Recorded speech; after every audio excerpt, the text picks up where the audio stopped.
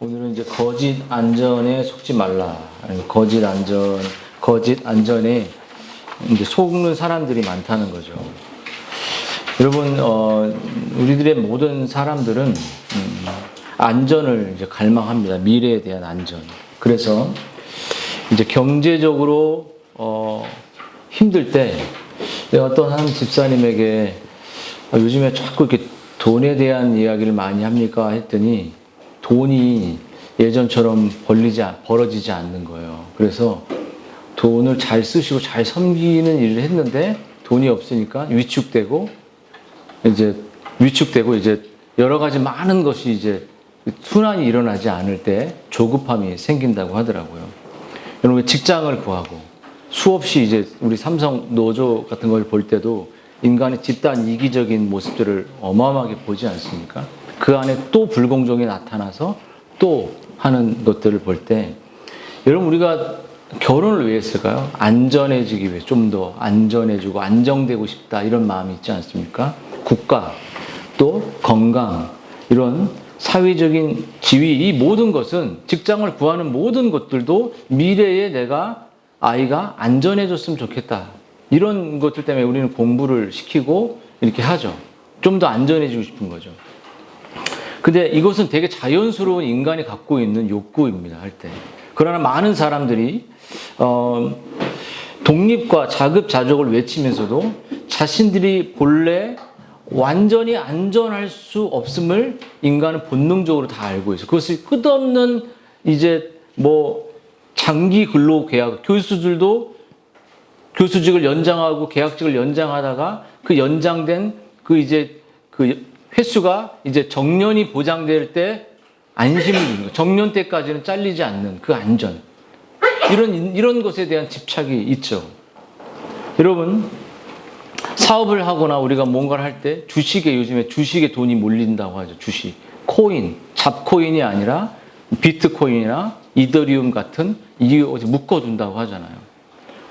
여러분, 이 무슨 말이냐면 자신의 이 삶을 은퇴했을 때 경제적으로 우리 아이들과 함께 안전해지기를 원한다는 거예요. 안전 중독이 되어 있는 거죠.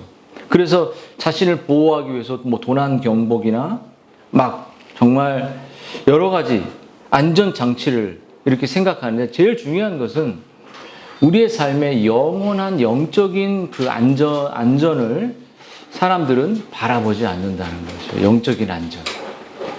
여러분, 우리가 70, 80세가 되면 결국은, 저는 70세만 넘어가도, 70 몇 세만 넘어가도 더 이상 배움의 그 기능이 많은 부분들이 이렇게 잃어버리게 돼요.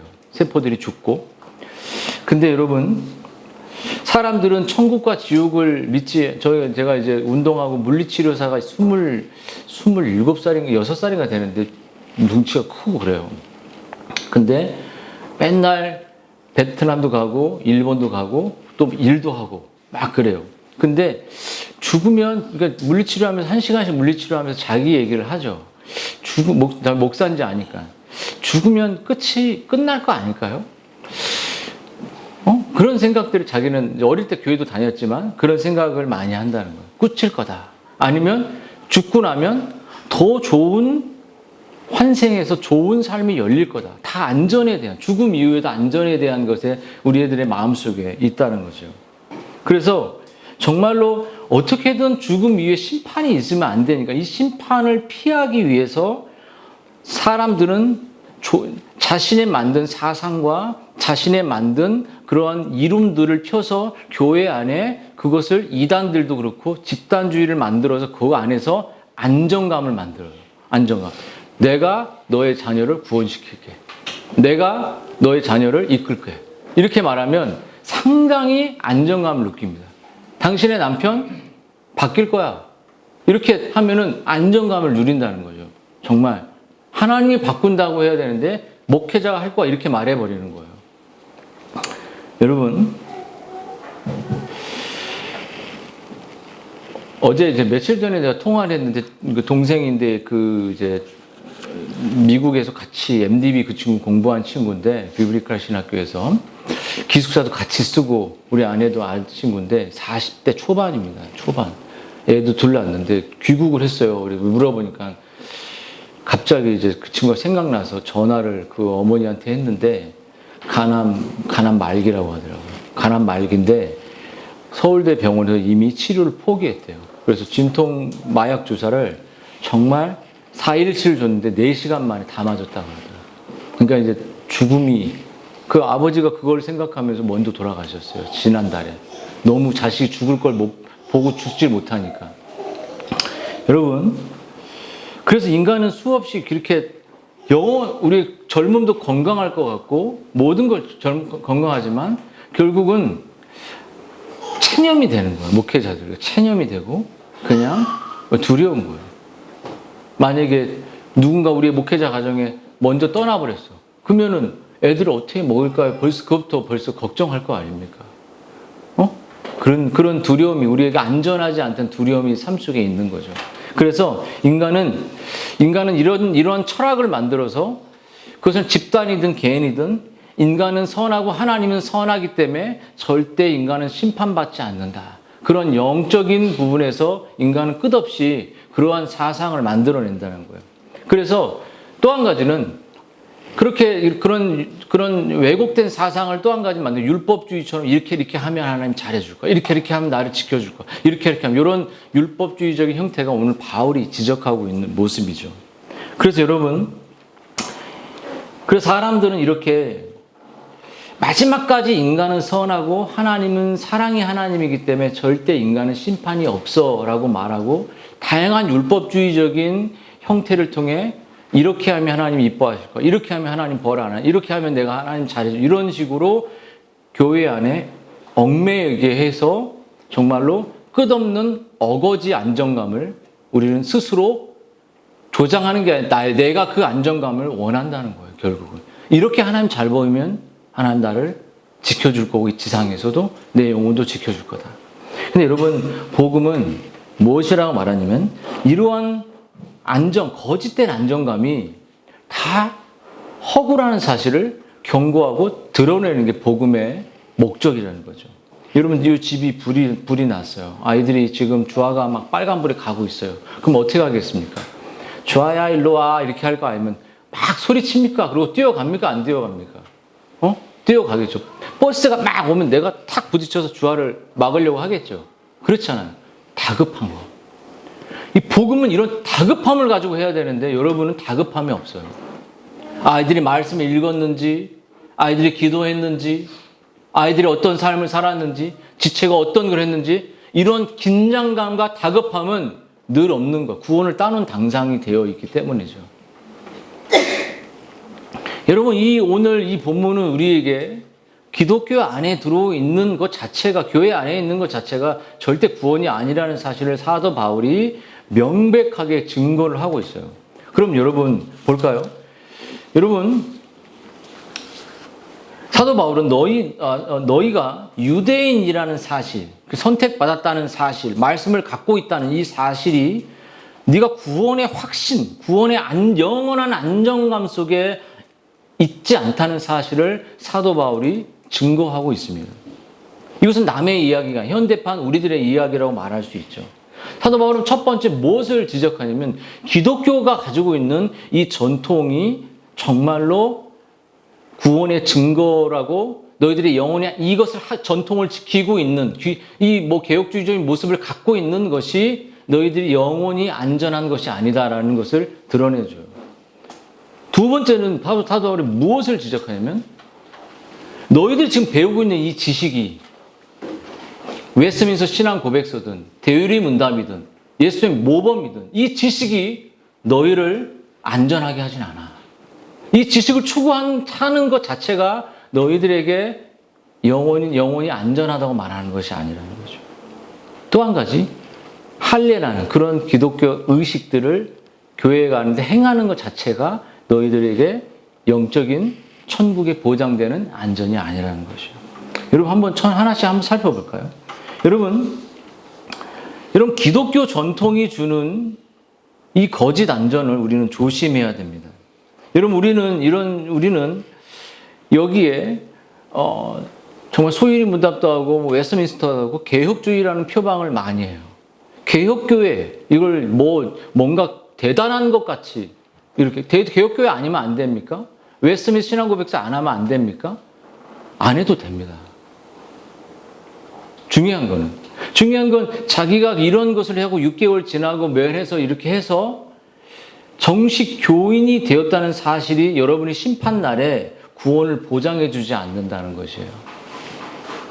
여러분이 목사님의 아들이든 집사님의 아들이든 누구의 아들이든 그거 자체가 여러분이 구원받는다는 보장이 되지 않는다는 것이에요. 그냥 장점은 뭐냐면 아빠로부터 엄마로부터 복음을 들을 수 있는 기회가 있다는 거예요. 유대인처럼 말씀을 맡았지 않습니까? 말씀을 통로가 선생이 될 수 있는 기회를 주셨다는 거죠. 여러분이 모태신앙 여기 있죠. 모태신앙 잘 들어. 모태신앙 주의를 엄마 아빠 따라 지킨다고 해도 삶이 하나도 바뀌지 않는 것들. 과연 여러분의 안전과 구원을 여러분이 보장해 줄 수 있는 조건이 될까요? 잘 들어봐요, 한번. 여러분, 결국 구원을 보장해 줄 수 있는 건 아무것도 그날에 가봤을 때 내가 헛된 인생을 살았다는 것을 알게 될 거예요. 근데 우리 아빠가 목사니까 그게 무슨 상관이에요? 여러분의 구원과. 여러분, 본문에서 바울은 유대인들이 자신의 정체성에 관련해서 두 요소를, 율법과 할례를, 율법. 하나님의 말씀을 지키는 것. 돌아다니지 말고 앉아라 좀 할 때. 그 율법을 지키고 또 기독교의 언약 백성의 증거인 할례를 행하는 거죠. 할례가 뭐냐면 난지 8일 만에 남자의 표피를 제거하는 거거든요. 그 표피가 자라면 그 안에 이물질이 끄기 때문에 결국 영적인 이건 죄를 제거하는 그들의 의식이었어요. 의식. 그러니까 표피를 찢는다는 것은 죄를 제거하는 거예요. 죄를. 그렇죠? 그래서 그들은 이 유대인들은 할례를 통해서 정말로 자기가 하나님의 언약 백성이고 하나님이 자기를 지키고 보호할 수 있는 선택된 백성이기 때문에 자기는 구원받았다고 생각하는 거죠. 여러분, 우리가 여기 모태신앙이 많이 있잖아요. 모태신앙. 그게 정말 하나도 안 중요하죠. 여러분, 여기 유대인이란 말은, 그러니까 이 유대인이란 말은 유다에서 왔으며, 유다는 12주파의 이름이었고, 뿐만 아니라 이삭을 통해 이어진 아브라함 후손 전체를 가르치기 때문에 대표성을 갖습니다. 그리고 유다라는 이름은 찬양하다. 그러니까 자기가 찬양받을 만한 그런 존재라고 생각하는 거죠. 유대인들은 특권 의식을 갖고 있었죠. 하나님이 그런 특권을 주신 것은 복음을 전하고 영적 맹인들을 가르치는 복음의 통로로 여겼지만 그들은 복음의 통로가 되는 것을 관심 없었습니다. 그냥 요나가 유대인인데 요나가 니느웨 사람들 이방인들이 심판에 처했을 때 그들을 불쌍히 여겼으면 불쌍히 여기지 않았습니까? 불쌍히 여기지 않았어요. 우리는 마음속에 불쌍히 여길 마음이 없어요. 그래서 여러분 존 머레이 같은 사람은 이렇게 말했습니다. 이 같은 태도는 가장 큰 악이 가장 큰 특권과 얼마나 가깝고 어떻게 가장 좋은 것이 가장 나쁜 것으로 섬기는 매춘부로 전략할 수 있는지를 보여주는 모습이라는 거죠. 그러니까 유대인들을 가리켜서 미가는 이렇게 말했어요. 그들의 거짓 안전과 사악한 부패, 그러니까 목회자의 자녀, 집사의 자녀, 교회에 다닌다는 그 자녀들이 일상에서 아주 부패한 삶을 교인 같지 않은, 신자 같지 않은, 예배만 하면 졸음이 막 오는, 어제도 우리 가정 예배를 내가 짧게 또 밥 먹을 때 매일매일 이렇게 하는데 벌써부터 조금 얘기하면 눈이 막 피곤해집니다. 마음의 문제라. 무슨 말인지 알아요? 예배하면 정말 즐거워야 되는데 벌써부터 드라마 보고 TV 보면 너무 눈이 반짝거리잖아요. 새벽 2, 3시까지 보다가 지쳐서 핸드폰을 멈추지 않습니까? 그래서 이 미가는 유대인들이 어느 날 거룩한 성 예루살렘을 갈아엎은 밭이 되고 폐허 무더기가 될 것이라고 미가 3장에 말하는 것처럼 너희들의 삶은 언젠가 갈아엎어 버릴 거다. 너희들의 가정을 갈아엎어 버릴 거다. 계속 이렇게 간다면. 그래서 여러분, 기독교 가정에 태어난 것이 하나님의 심판과 진노로부터 안전합니까? 안전하지 않습니까? 안전해요? 안 안전해요? 크게 얘기해요. 안전해요? 안 안전해요? 안 안전하다고 자기 입으로 얘기해야지. 안전하지 않는 거야. 부모는 그 안전하지 않다는 것을 매일 가르칠 수 있는 특권을 가진 거야. 특권을. 근데 계속 그 특권을 말도 안 하고 가르치지도 않고 한다면 여러분 집안이 갈아엎어지게 되는 겁니다. 예루살렘 망해버렸잖아요. 다 포로로 끌려갔지 않습니까? 계속 긴장도 안 하고 불구덩이 속으로 가고 있음에도 불구하고 그냥 에어컨 바람이 써 있는 것처럼 아니라는 거예요. 여러분, 스위스 종교개혁자 찌빙글리는 1400, 1500년대 분인데 이렇게 말했어요.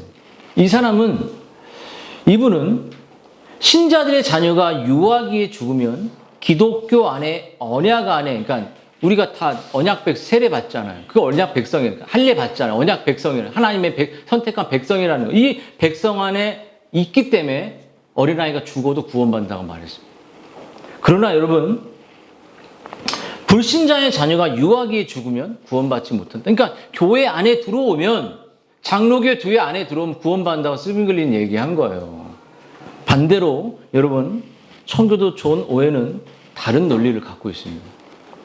어떤 사람은 유아기, 어린아이의 구원이 조부모, 손자나 손녀처럼 두 세대에 걸쳐 이어질 수도 있다고 믿었고, 경우에 따라서 부모 세대를 건너뛸 수 있다고도 생각했어요. 그런데 그렇다면 중간에 있는 부모 세대, 신자의 자녀는 왜 구원받지 못하는가 하는 의문이 생긴다는, 핵심은 그거예요.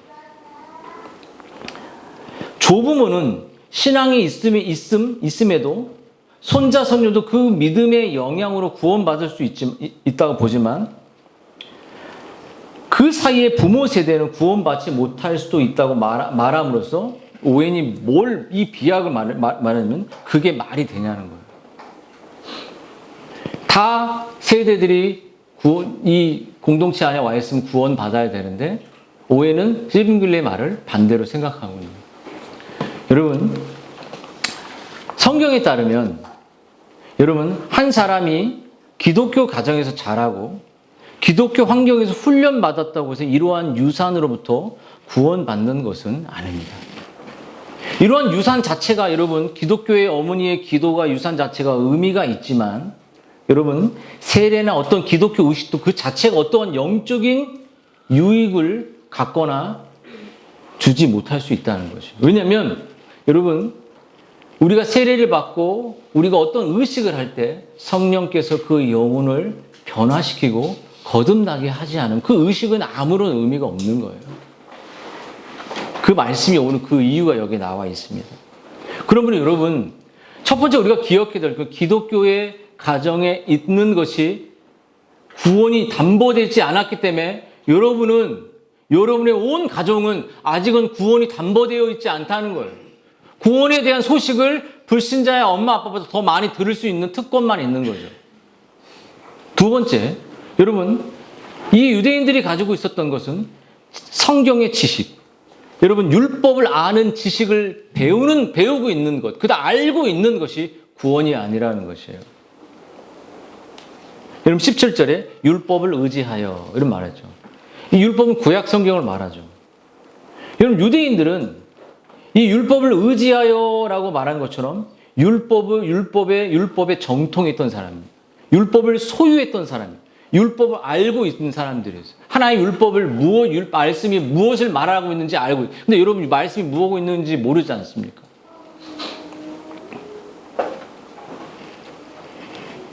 유대인들은 이것을 배우고 어릴 때부터 알았기 때문에 이 지식이 자기를 구원할 것이라고 생각했다는 것이에요. 근데 19절에 바울은 유대인을 맹인의 길을 인도하는 자다 이렇게 말했습니다. 여러분, 유대인의 눈이 멀어서 우상 숭배에 빠져 있는 이방인들을 보지 못하는 것을 볼 수 있는 그런 특권을 주셨어요. 어둠에 있는 자들의 빛이라고 말했습니다. 그럼에도 불구하고 그 일들을 유대인들은 감당하지 않았어요. 그 일들에 관심을 갖지 않았습니다. 자신의 영적인 상태와 상태도 모를 뿐만 아니라 죽어가는 영혼에 대한 아무런 관심이 없는 사람들이 이방에 대한 관심이 없었어요. 율법에 있는 지식과 진리의 모본을 가진 자, 율법의 모든 핵심을 다 알고 있고 가지고 있고 배우고 있는, 우리가 뭐 개혁주의를 다 알고 있고 뭐 웨스트민스터 표본을 알고 있고 신앙 고백을 다 알고 있는 것이, 그것이 내가 내 영혼의 상태와 내 영혼의 옆에 있는 지체를 향하여 불쌍히 여기는 마음도 여기지 있지 않는다면, 그 지식을 추구하고 있고 지식을 알고 있는 교회에 있다고 해서 내가 구원받을까요? 제가 한 교회를 떠날 때 그 교회에서 우리 아내한테 그랬어요. 구원이 없는데 어디로 가려고 합니까? 이렇게 말했어요. 구원이 없는데. 구원이 하나의 교회만, 하나의 집단 속에만 있는 거예요. 하나의 그 목회자 속에만 있거나 한 단체 하에 국한되게 만드는 그 집단주의를 만들게 되면 인간은 그냥 다 맞다고 생각하니까 안전하다 느끼는 거예요. 여러분, 유대인들은 율법을, 오늘 성경 공부를 배우는 것만으로 하나님을 기쁘게 하기에 충분하다고 생각했습니다. 근데 여러분, 배우는 것으로, 성경 공부하는 것으로, 나누는 것으로, 지식을 전파하는 것으로, 가르치는 것으로 내 가정은 안전하다, 내 교회는 안전하다라고 생각하는 착각입니다. 하나님이 원하는 것은 아는 지식에 따른 온전한 경건과 삶이에요. 그게 나타나지 않으면 다 깨집니다, 언젠간. 영원하지 않아요. 가정도 깨지고, 교회도 깨지고, 관계도 깨져요. 지식에 대한 열등감으로 깨지고, 그 지식은 비교로 만드는 것이에요.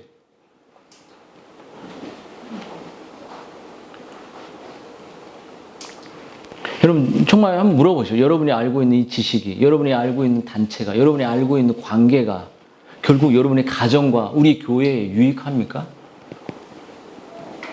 저는 언젠 계속 목회를 해오고 있지만 내가 만나는 모든 것들이 지체들에게 유익이 될까?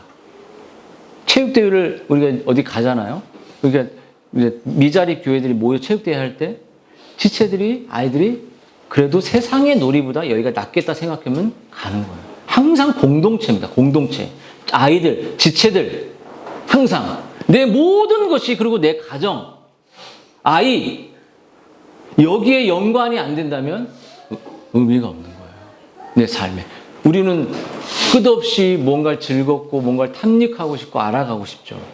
여러분, 그래서 우리는 여러분 어땠습니까? 정말 그렇게 가정과 공동체 아이들의 영혼의 유익을 위해 아이들의 영혼의 문을 계속 두드리고 있는지 한번 한번 물어보십시오. 여러분, 지금까지 우리는 교회를 많이 돌아다녔습니다. 이 교회 다니고 저 교회 다니고, 저 교회 아내들은 뭐가 잘못했다고 따라다닙니까? 아이들은 뭘 잘못이라고 따라다니냐고요.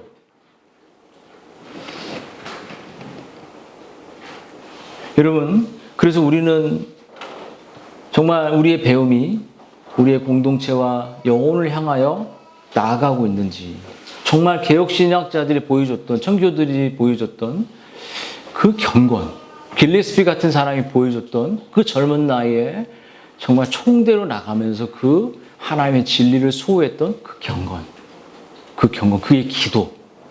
여러분, 유대인들은 삶을 중요하게 여기지 않았습니다. 여러분, 삶의 변화는 바른 배움과 그 계명을 공동체 안에 실천하고 순종하는 것을 통해 나타나죠. 여러분, 한번 여러분 자신을 바라보면, 내가 가정을 바로 세우지 못했구나. 내가 아내를 바르게 인도하지 못했구나. 그렇게 한번 회개해 보셨습니까? 내가 교회라는 울타리에 빠져가지고 그 울타리에 성도들은 잘하지만 내 아이의 영혼들은 깊이 돌아보지 못하고 있다면, 내 아내의 영혼을 계속 그 상태로 머물러 있다면, 여러분, 그것은 율법주의 같은 교회 안에 있는 거예요. 수많은, 여러분 보십시오. 교회를 우리는 돌다 이 교회가 생겼습니다. 무엇이 바른 진리를 향해 여러분 추구하려고 교회를 찾고 헤맸습니까? 여러분 어쩌면 내가 개혁주의를 알고 맡았다. 청교도를 알고 있다. 이스라엘 유대인들이 율법을 맡았다. 율법을 내가 수령했고 관리자다. 이런 의식이 내가 다른 사람보다 고귀한 지식을 가진 것처럼 이렇게 살아가면서 여러분 해왔다면 유대인의 모습과 율법주의적인 모습과 다르지 않다는 경건이 있네요. 정말 기도에 깊은 울림이 있냐는 거예요. 영혼을 향한 아픔이 있냐는 거죠. 여러분, 영적인 안전은 율법을 배우고 소유하고 특정 교회에 전에 있는 것에 안전하다고 말하지 않는 거죠. 율법과 하나님의 전인 교회에 있다는 것은 여러분 진리를 그 계명을 실천하는 것에 있습니다. 진리를 사랑하는 것이에요. 진리를 따라가는 거예요. 부모의 말을 왜 아이들이 거역할까요? 왜 거역할까요? 부모를 마음으로 존중하지 않는 거예요. 부모의 말을 가짜게 여기는 거예요. 남편이 어떠한 권면을 했을 때 왜 대적하고 왜 반문할까요? 남편의 말씀이 하나님의 말씀으로 권위로서 나아가고 있다는 사실을 무시하고 있는 거예요. 내 마음에서 그게 태도로 나오는 거죠. 여러분 어떻습니까? 여러분 머리 대신 그리스도가 지시하는 것을 여러분 기쁨 가운데 계명을 실천하고 있습니까? 어때요? 여러분 결국 모든 건 마음의 문제예요. 여러분 이스라엘 유대인들이 빠졌던 것은 도덕적 우월감이었어요. 도덕적 우월감. 자기가 잘 알고 있다는 지식적 우월감, 자기가 교리를 잘 설명할 수 있다는 우월감, 말씀을 맡았다고 하는 우월감. 그래서 사도 바울은 그들의 우월감, 그들의 도덕성, 그들의 위선을 고발하는데 너는 맹인에 불과하다. 너는 영적인 어둠 속에 있는 자들에 불과하다. 원래 그들을 그렇게 인도해야 되는데 그런 자다. 너는 무지한 자의 교사가 아니라 무지한 인생. 어린아이 선생이 아니다. 여러분 그들은 도둑질하지 말라. 간음하지 말라. 우상을 섬기지 말라. 근데 그 모든 것을 스스로 여자를 보고도 음욕을 품고 내 마음에 더러운 성적인 생각들을 앞세우고 물질을 탐하고 이것을 우상의 물건들을 훔쳐내는 일들을 유대인들이 하고 있었던 거예요. 공공연하게. 11조를 빙땅을 치고 물질을 내 마음대로 사용하고 도둑질과 간음에 예수님 음욕을 품고 여자를 마음에 있는데 이미 간음했다. 이 모든 탐욕들이 그들의 마음속에 있어요. 우리들에게도 있는 거죠. 그렇죠. 그들은 말 그대로 진리와 행위의 불일치를 갖고 있습니다. 그냥 그 사람들, 저를 포함해 모든 사람들은 이것을 말한 만큼 더 크게 야고보가 말한 것 심판을 당하게 될 것이에요. 여러분 종교적 율법주의자들이 사는 모습은 여러분 혐오스러울 수밖에 없는 거예요. 여러분 아는 만큼 살지 못하는 우리들의 모습을 보일 때 여러분 세상에 많은 사람들 우리들을 보면서 당신이 믿는 신은 아무것도 아니야. 당신의 도덕성보다 내 도덕성이 더 뛰어나. 이렇게 말하는 거죠. 여러분 참된 신자는 자신이 가르치는 대로 살아야 할 책임이 있습니다. 그렇죠. 제가 아이를 강조하고 가정을 강조하면 가정에 정말 온 힘을 기울일 수밖에 없는 거예요. 그렇게 안 되고 가정을 어떻게 강조할 수 있겠습니까? 여러분이 뭔가를 진리를 향해 가르치지 않았다는 것은 정말 사람들의 눈치를 보거나 그것을 가정 안에서 온전히 그대로 하고 있지 않기 때문에 거기에 싹 빠지는 거예요. 그러므로 여러분 이러한 모습들은 반율법주의나 율법 회개주의, 반율법주의도 율법 지키지 않는 거니까 율법을 지키지 않는 모습이라는 거죠. 여러분 그러므로 우리가 무엇을 배우고 있는가, 그것이 우리의 구원을 담보하지 않는 것처럼 그것을 실제로 살아내 가능합니다. 그것이 어떻게 가능한지 오늘 성경은 바울은 이야기를 해요. 여러분 그러므로 여러분 오늘 바울이 또 하나 그들을 2장 25절부터 29절까지 지적하는 것은 의식이 주는 거짓, 할례, 세례, 성찬 이런 모든 의식을 하는 것이 구원이 아니야. 안전하지 않아. 여러분, 할례라는 것을 아까도 말했듯이 남자의 표피를 잘라내서 그 안에 세균과 더러움을 제거하는 것처럼 여러분, 그것은 이스라엘의 죄를 제거하는 행동이었어요. 근데 할례를 하는 사람들이 해야 될 건 뭐냐면 언약 백성의 특징으로 살았기 때문에 집중해, 집중. 언약 백성을 살았기 때문에 하나님의 율법을 더 온전히 지켜야 돼요. 완전히 지켜야 됩니다. 그리고 율법에 대한 책임이 더 커진 거예요. 언약 백성은. 왜냐하면 할례는 내가 이제 하나님의 백성이고 구원받은 표식이기 때문에 구원받은 자의 삶을 살아내야 되는 거죠. 근데 이 할례가 우리에게 요구하는 것은 뭐냐면 네가 이제 언약 백성이고 정말 이 바른 진리 안에 들어왔으니까 온전히 복음에 그리스도가 지시한 삶을 살아내라. 그것을 말하는 거예요. 근데 여러분, 만약에 이것을 할례가 율법을 지키는 것으로 우리가 하나의 계명을 지켜야 되지만 계명을 못 지키게 되면 무할례자가 되는 거예요. 오늘 본문처럼. 근데 이방인이 이 계명을 지키면 할례자가 되는 거예요. 할례자는 언약 백성이라는 뜻이에요. 이게 뭐냐는 거예요. 그럼 언약 백성에게 요구하는 것은 여러분 뭐라고 말하냐면 하나님이 내가 그로 자식과 권속에게 명하여 아브라함에게 부르신 이제 이유를 말하는 거예요. 명하여 여호와를 지켜 여호와의 도를 지켜 의와 공도를 행하게 하려고 그를 택하였나니. 여러분 또 미가서의 말씀에 이런 말 6장 8절에 사람아 주께 선한 것이 무엇이냐 내게 보였나니 여호와께서 내게 원하는 것은 오직 정의를 행하고 인자를 사랑하며 겸손히 내 하나님과 함께 행하는 것이다. 행하는 것. 삶이 없다면 예배에 몸부림치고 있지 않다면 기도하고 있지 않다면 부모가 자녀에게 영적 의무를 행하고 있지 않다면 율법주의자인 거예요. 여러분들은 그냥 남편이 목사니까 남편이 집사니까 그 안에 있는 그냥 하나의 교회 율법주의자적인 행동을 하는 신자에 불과한 것이에요. 행해요. 왜 남편만 행해야 됩니까? 왜 아내만 행해야 됩니까? 왜 아이들은 행해야 되지 않아야 됩니까? 행해야 되죠. 이 행하는 것이 억지로 한다면 못하면 무할례자가 되는 구원받지 않은 언약 백성 아닌 것처럼 판단된다는 거죠. 얼마나 무섭습니까? 이런 의식을 행하고 교회에 오고 안 오고가 내가 구원받고 구원받지 않은 것이라면 얼마나 불행하냐고요. 그러므로 여러분 누가 진정한 하나님의 백성인가?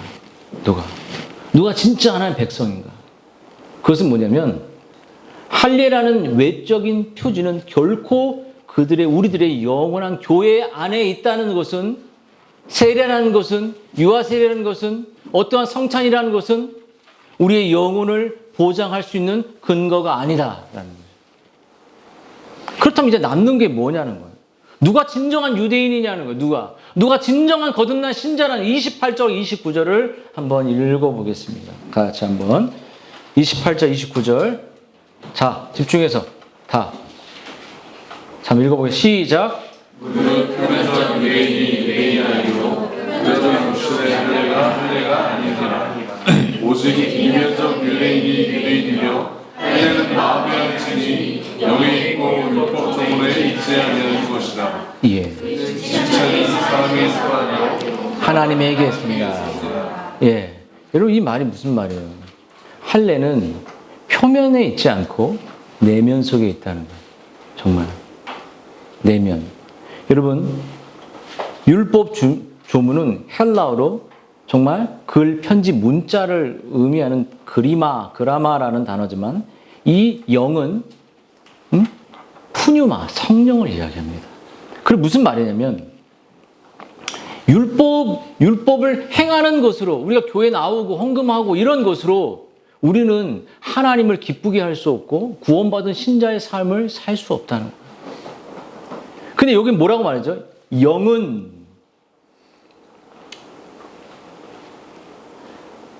유대인이 할례는 마음에 할지니 영에 있고 율법 조문에 있지 않다라는 말이죠.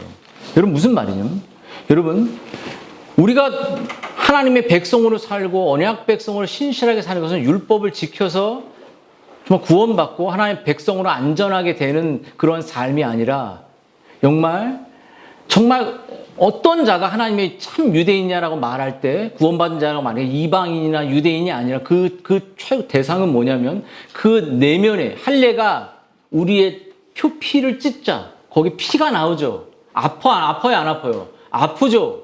죽죠. 그런 것처럼 여러분 내면의 죄를 찢는 거예요. 내가 죄를 인정하고 내가 죄인임을 인정하고 내가 정말 그리스도가 필요함을 인정하고 그리스도 없이 살아갈 수 없는 비참한 죄인임을 인정할 때 하나님께서 우리에게 찾아오셔서 내면의 할례를 허용하는 내면의 죄를 찢는 거예요. 우리의 심장의 죄를 찢어버리시고 피를 흘려서 예수님의 보혈로 우리를 치료하시는 겁니다. 여러분 내면의 할례 그 이면이라고 말하죠. 여러분 마음의 할례라는 것은 하나님의 언약의 말씀으로 내 영혼을 비춰줄 때 내가 죄인임을 인정하고 그리스도 앞에 나아올 때 하나님 제가 마음속에 하나님이 없습니다. 하나님 제가 하나님을 사랑하지 않습니다. 하나님을 추구하지 않습니다. 하나님 의지하지 않습니다. 저는 제 자신을 여전히 사랑합니다라고 고백하는 자들에게 찾아오셔서 우리의 내면의 할례를 허용하셔요. 이면에 그러니까 할례라는 건 내면의 거듭남 내면의 이 표피가 찢어져야지 진짜 언약 백성이 되는 거예요. 그래서 이 성령의 퓨뉴마는 율법을 지켜서 우리는 하나님을 기쁘게 할 수 없고 계속 율법주의에 빠져서 고통받지만 이 성령은 그렇게 고백하는 자들에게 하나님의 율법을 온전히 지킬 수 있는 힘을 주신다는 거예요. 하나님 말씀을 지키고 내가 네 죄를 사했다라고 용서하면서 우리가 그리스도 앞으로 하나님 앞으로 말씀을 기쁨으로 지킬 수 있도록 그 성령은 우리를 이끄신다는 거죠. 그러므로 죽은 정통 속에 있으면 안 된다는 거예요. 내가 개혁주의 알고 있어? 웨스민스터 알고 있어? 다 필요 없는 것이에요. 이 진리를 통해 여러분의 내면이 성령께서 찢어지는 역사가 없다면 여러분 유대주의를 갖고 있는 그런 기쁨이 없는 그러한 이 땅의 기복주의 모습으로 율법주의 모습으로 억압 속에 그냥 교회의 자녀를 헌신시켜버리는 그러한 비참한 모습으로 살아가게 될 거예요. 여러분, 사랑하는 여러분 율법주의, 이 도덕주의, 거짓 기독교 유산, 거짓 지식을 추구하는 많은 이 시대의 교회의 모습들이 있을 수 있잖아요. 근데 그 교회가 생명을 잃어버린 그 모습은 여러분 어떠한 모습을 나타나면 개인에게는 영적인 경건이 사라져. 입만 맨날 떠드는 거예요. 입만. 근데 그게 삶이 있냐는, 경건이 있냐는. 그래서 정말 교회는 그 율법주의, 도덕주의 이런 유대주의로 가득한 교회에 가면 어떻게 되냐면 일부러 찬양을 뜨겁게 하는 가슴을 뜨겁게 하는 방법도 있는 반면에 성도의 영적인 실제적인 교제가 없어요. 깊은 지식의 나눔은 있을 수 있습니다. 그 지식의 나눔도 여러분 짜릿합니다. 내가 모르는 지식을 알게 돼요. 짜릿해요. 근데 그것이 가정과 공동체로 이어지지 않는 그 지식은 금방 죽어지고 경건으로 만들어지지 않아요. 절대 그렇습니다. 여러분 정말 하나님을 더 사랑한다, 알고 있다. 그럼 지체에게 나아가야 돼요. 관계 속으로 죽어가는 영혼을 전도해야 됩니다. 영혼들에게 나아가야 돼요. 아내의 문을 두드려서 막 가서 진리를 아이들의 문을 두드려서 진리를 증거해야 돼요. 그게 되지 않으면 죽은 목사여, 죽은 신자들의 모습으로 교회를 끌고 가는 거예요. 그러면 가정이 죽어요. 아이들은 화밖에 안 내요. 율법주의적으로 아이들에게 정죄하고 지금이니까 따라오지. 조금 지나면 집 나가버립니다. 조금 지나면 힘세니까 딱 붙들죠. 안 그렇습니까? 여러분, 그 찰스 하치 이렇게 말했습니다. 참 종교가 쇠퇴할 때마다 외적 의식을 지나치게 강조하는 거예요. 야, 오늘 이 책 읽어라. 개혁주의 책 읽어라. 오늘 뭐 해라. 오늘 뭐 해라. 이런 것들이. 여러분, 유대인들은 경건을 이뤘을 때 할례가 자신들의 구원할 능력이 있다. 내가 선택받았다. 모태신앙이다. 이게 구원이라고 생각했지만 여러분, 배교는 늘 종교에 초점을 내면서 외적으로 옮기고 겸손한 순종을 공허한 형식으로 옮긴다는 거예요. 여러분,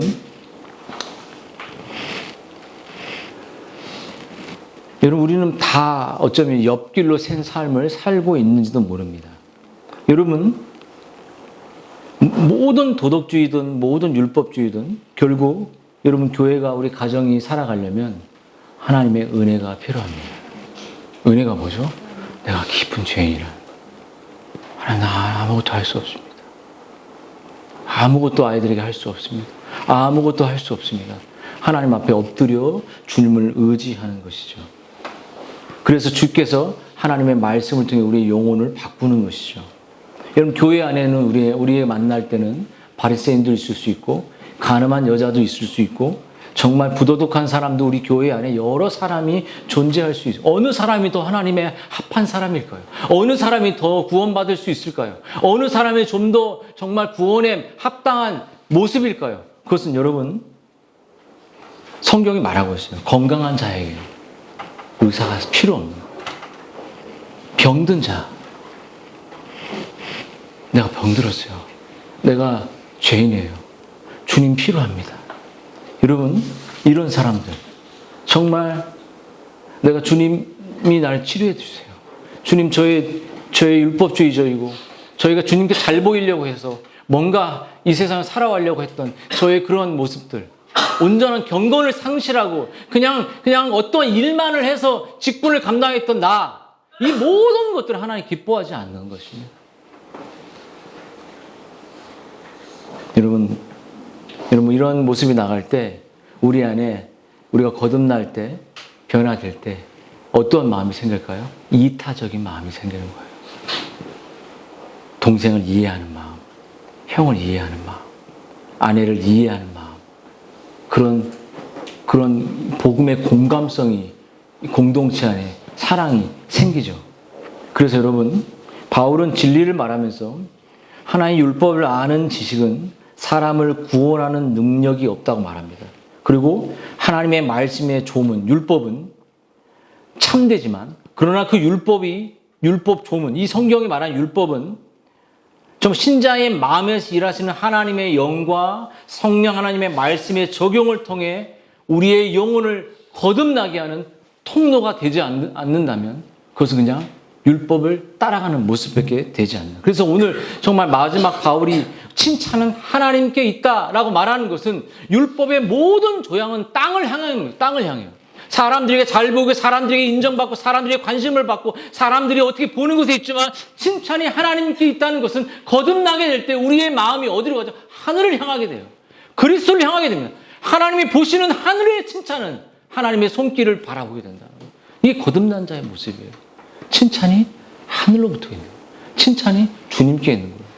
그러니까 저는 맨날 땅에서 칭찬받으니까 그런 모습도 제가 생각하지만 사랑하는 여러분, 이런 마음으로 여러분이 정말 다시 한번 거짓 안전에 있지 않는지, 정말 참된 그런 안전 속에 있는지 우리 가정과 여러분의 삶을 돌아보셨으면 좋겠습니다.